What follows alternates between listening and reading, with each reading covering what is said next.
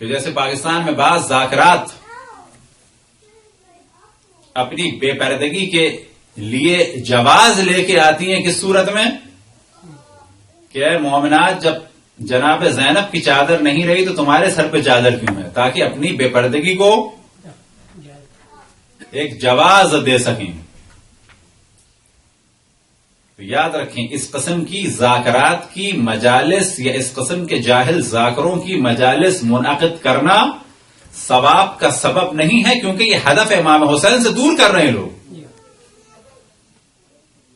ایک مثال جو میں عام طور پہ دیتا ہوں اور اس سے پہلے سوال کیا جائے کہ اگر کوئی ایسا تبرک بانٹا جائے کہ جو خوبصورت بھی ہو،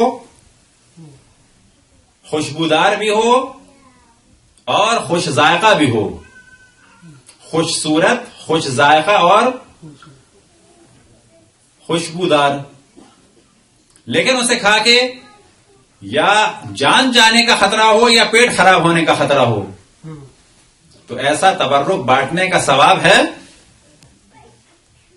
اللہ کا شکر ہے مومنین اس معیار تک پہنچے ہوئے ہیں کہ نہیں، ایسا تبرک نہیں بانٹنا چاہیے. کیا کرنا چاہیے؟ ایسا تبرک ڈال دے انسان کسی بیابان میں کسی جگہ پر. کھلانا جائز نہیں ہے کیونکہ مومن کا یا پیٹ خراب ہوگا یا جان جائے گی. سوال یہ پیدا ہوتا ہے کہ ایسا تبرک تو جائز نہیں ہے، لیکن اگر کسی مجلس میں جا کر جاہل ذاکر یا ذاکرہ کی وجہ سے دین خراب ہوتا ہو یا دین برباد ہوتا ہو تو ایسی مجلس کا ثواب ہے؟ یہاں پر آ کے مومنین گھبرا جاتے ہیں کہ کیسے اتنی جرت کے ساتھ کہا جائے کہ واقعا ثواب نہیں ہے.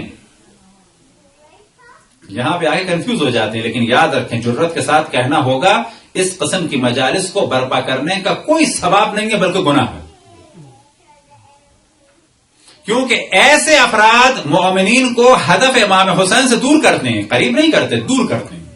برحمتك يا أرحم الراحمين وصلى الله على محمد وآله الطاهرين.